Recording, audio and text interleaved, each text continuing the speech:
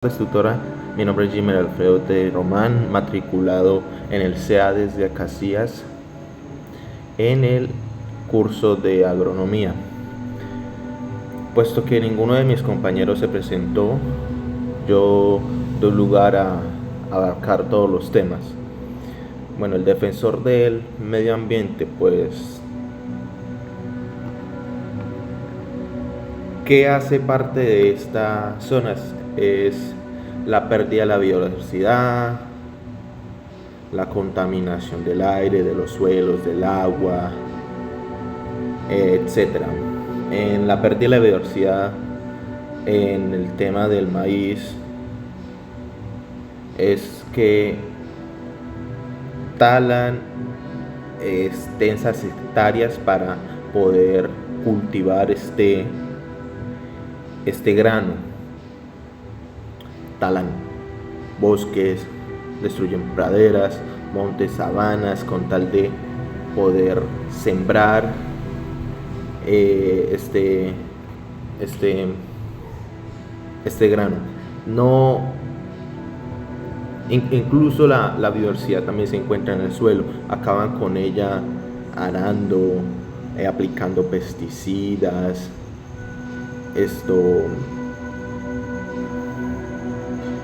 y demás maneras.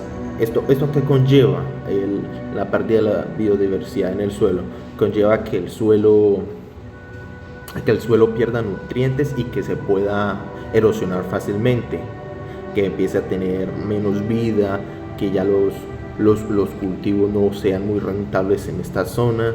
Y al momento de no ser muy rentables en esta zona y se descubra el por qué se está haciendo, o sea, por qué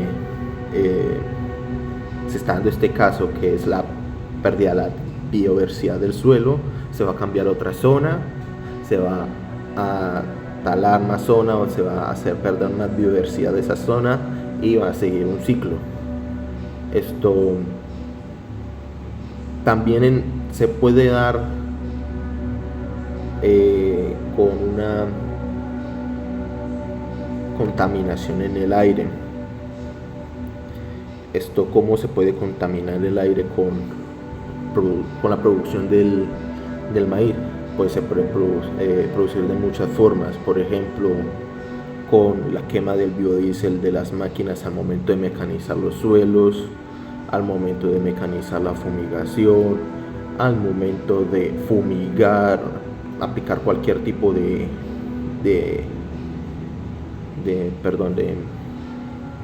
agroquímico, sea fumigación, fungicida, pesticida, etc. Otra forma que se puede, que se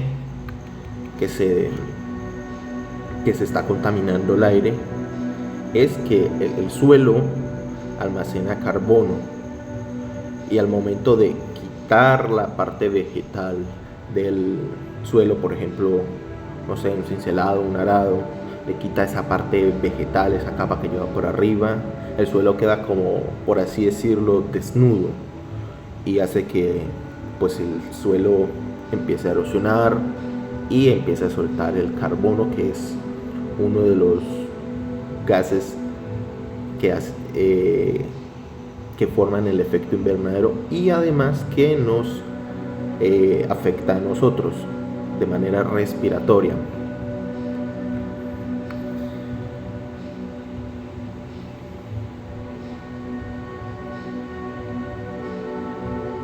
En otra parte tenemos la contaminación en el agua. ¿Cómo podemos contaminar el agua? El agua se puede contaminar de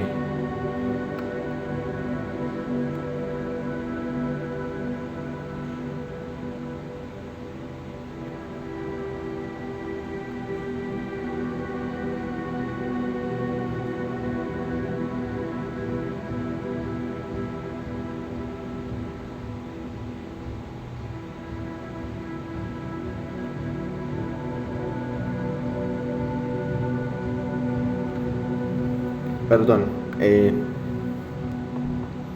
otro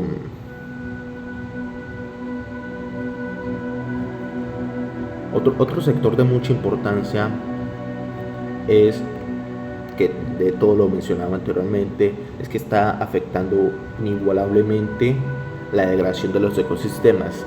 ¿Cómo está degradando el ecosistema la cultivación, la producción del maíz? Pues contaminando los bosques, el aire, desplazando la biodiversidad de los bosques, está acabando con recursos naturales, por ejemplo los ríos para hacer los riegos, para hacer los pozos para los riegos. Se está contaminando esa misma agua con agroquímicos, se están destruyendo todos los ecosistemas con las especies, y eso está conllevando a una pérdida ambiental muy severa que no puede seguir así, porque no tardaría muchos años en acabar con todos con todo este sector, y ya no va a haber ningún suelo rico en nutrientes para poder sembrar.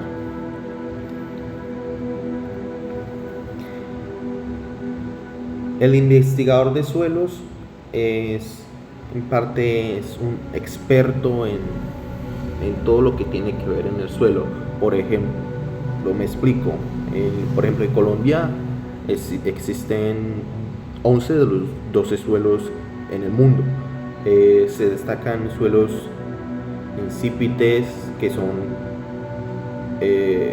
poco evolucionados, que son 58,11 de los suelos muy evolucionados.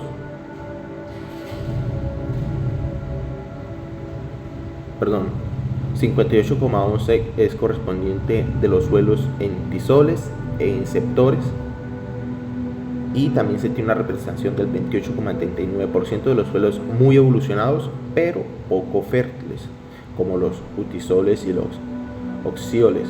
Los mejores suelos agrícolas, que apenas cubren 8,5 millones de hectáreas, equivalen al 7,5 del territorio nacional. Esos son los suelos utilizados mayormente para el cultivo del maíz. Esto, como por ejemplo, estos suelos, en general existen dos tipos de erosión: la hídrica y la eólica. Esto, por un lado, la hídrica, por un lado existen dos tipos de erosión en los suelos, por ejemplo la hídrica y la eólica. En el maíz se ve más que nada la hídrica, que se hace con un riego muy excesivo y con inundaciones, porque lo que hace la erosión hídrica es ir quitando esa primera barrera de tierra, como que la está lavando, la está quitando, arranca esas partículas, empieza a crear zanjas, empieza a crear zonas donde zanjas, incluso causando movimientos de las masas, o sea, movimientos del suelo, porque se empieza a desestabilizar, porque no tiene como una capa vegetal que impida que el agua empiece a llevarse consigo todos esas partículas de tierra, y haciendo que el suelo sea inestable. Por otra parte, la erosión eólica es causada por el viento, que levanta y transporta las partículas del suelo. Esta no es muy evidente, o sea, no se ve mucho en cultivos de maíz, porque pues siempre se está en un constante, o sea, en esta no se ve.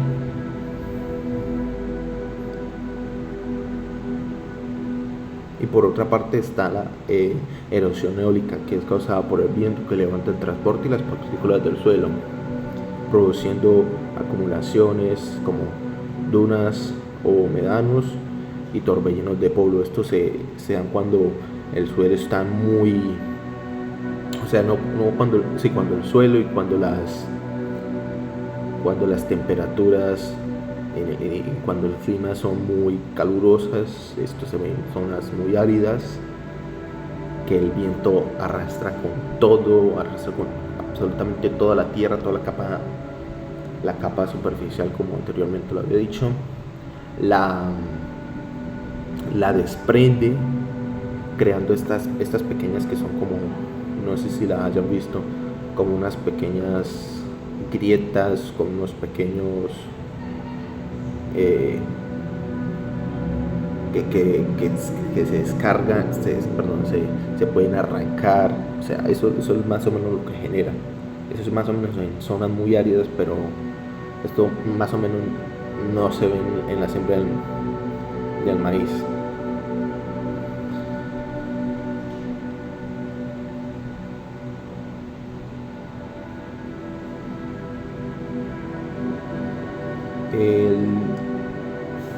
Por otra parte, el suelo se está contaminando constantemente con agroquímicos. Todos los tipos de agroquímicos se van hacia el suelo y están acabando con toda la biodiversidad. ¿Esto qué conlleva con que acaben con la biodiversidad cuando están en un terreno para cultivar? Esto hace 1. Erosión. 2. Evita que el agua se almacene, sino en lugar de que se almacene el agua se empieza a filtrar. O sea, no se queda retenida, y en lugar de estar en una de las capas necesarias para que la planta pueda absorberla, esta se va hacia más abajo, evitando así que las plantas, o sea, puedan llegar a esa agua. O sea, esa agua no es muy accesible a ellas. Y esto también se encuentra en elementos pesados, aluminio, etcétera, como el aluminio. En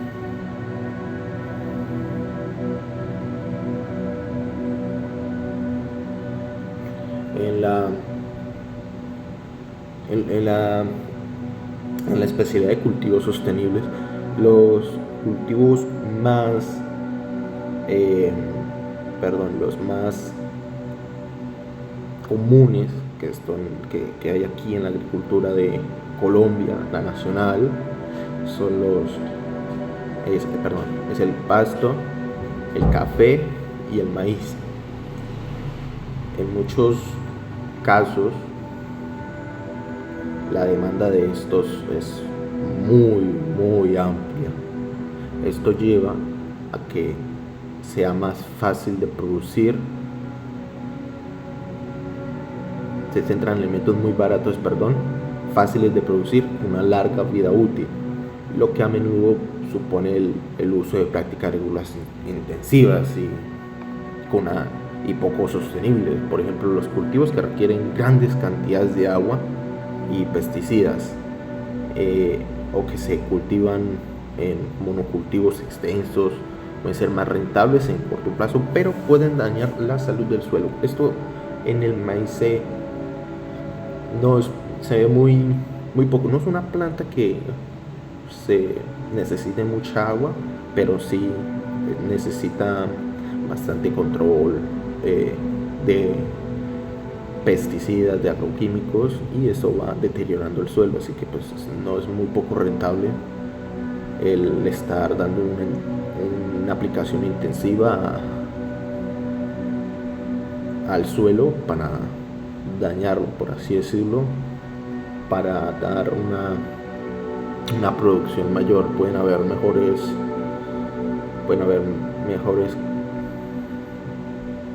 soluciones a este problema. Más o menos los recursos hídricos que se utilizan para el sistema agrícola son el 70% del consumo mundial del agua dulce. En otros países inferior al 50%, más o menos. La FAO prevé que en el 2050 las necesidades mundiales del agua para la agricultura habrán aumentado un 50% sin satisfacer la creación de demanda de alimento de una población.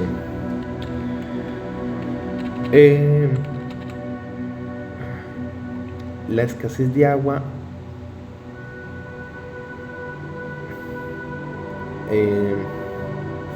o sea,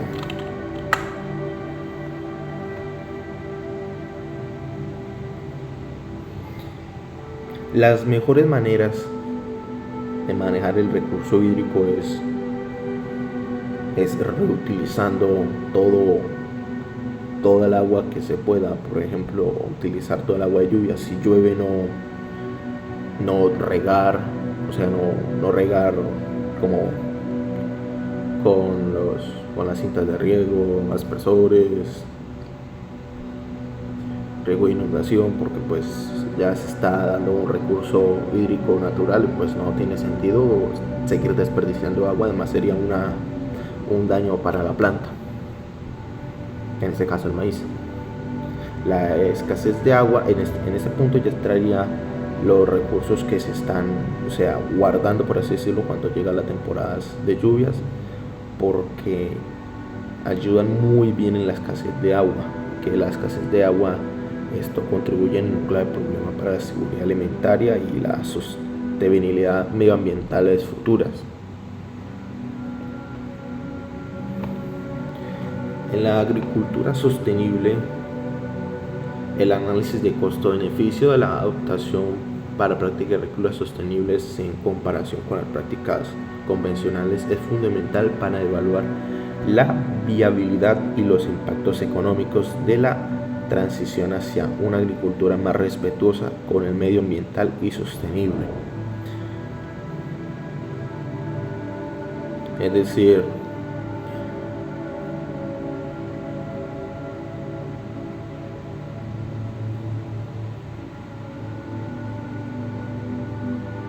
tener un menor costo en productos más naturales, por así decirlo, más que sean más respetuosos con el medio ambiente, bajarle el costo, porque hay muchos implementos que son muy costosos solamente por ser más orgánicos. Son bastante costosos que los que son más que dan más impacto al medio ambiente, pero sí van a dañar igual o más.